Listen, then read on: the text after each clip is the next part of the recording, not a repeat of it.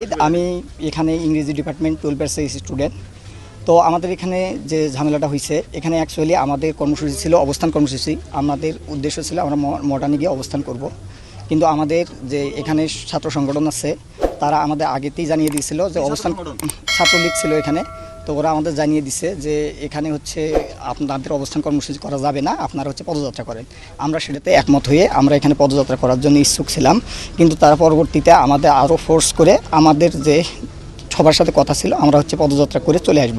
কিন্তু আমাদের যখন ক্যাম্পাসের গেটে যখন চলে গেছে তখন ছাত্রলীগ সহ বাকি স্যাররা যারা আছে তারা আমাদের হচ্ছে বাধা প্রদান করছে। স্যাররা অ্যাকচুয়ালি যখন সামনে আছে তখন পিছন থেকে এবং তাদের যারা তৃতীয় পক্ষ ছিল তারা স্যারের উপর আক্রমণ করে সেই দায় আমাদের সাধারণ শিক্ষার্থীদের উপর চাপানোর চেষ্টা করছে। এই রকম যে আন্দোলন থাকে সেই আন্দোলনগুলোতে বরাবরই ছাত্র তৃতীয় পক্ষ ঢুকে এবং সাধারণ শিক্ষার্থীদের উপর দায় চাপানোর চেষ্টা করে।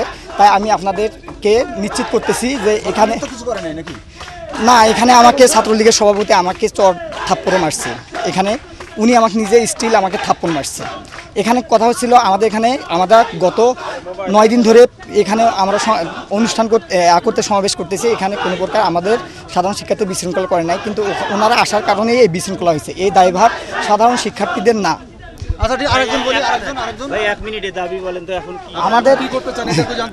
আমাদের দাবি আমরা এখন বর্তমানে এক দফাতে পৌঁছাইছি, সেটা হচ্ছে সকল প্রকার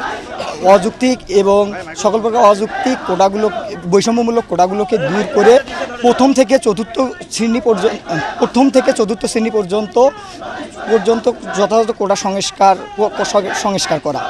আর এখানে আমাদের হচ্ছে বিচার বিভাগের সাথে আমাদের কোনো সম্পর্ক নয়, আমাদের সম্পর্ক হচ্ছে নির্বাহী বিভাগের কাছে। কারণ আপনারা জানেন সংবিধানের 29 নম্বর অনুচ্ছেদে বলা হয়েছে সরকারি চাকরির ক্ষেত্রে সকল নাগরিক সমান সুবিধা ভোগ করবে। কিন্তু এখানে আরও আছে যারা অনগ্রসর জনগোষ্ঠী আছে, তাদের জন্য একটা নির্দিষ্ট কোটা ব্যবস্থা থাকবে।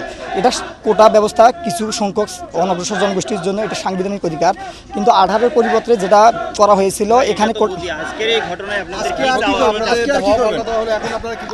এখানে আমরা সাধারণ শিক্ষার্থীরা আমরা এখানে শঙ্কিত আছি।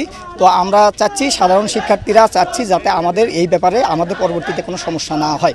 কারণ এখানে যে সমস্যাটি হয়েছিল সেই সমস্যাটি আমরা সাধারণ শিক্ষার্থী দায়ী না। এখানে তৃতীয় পক্ষ ঢোকার কারণে, তারা বাধা দেওয়ার কারণে এই পরিস্থিতি হয়েছিল। সুতরাং আমরা আশঙ্কা প্রকাশ করতেছি। সুতরাং আমাদের আশঙ্কায় সারা বাংলাদেশের শিক্ষার্থীরা একমত প্রকাশ করবে বলে আমি আশা পোষণ করতেছি। কারণ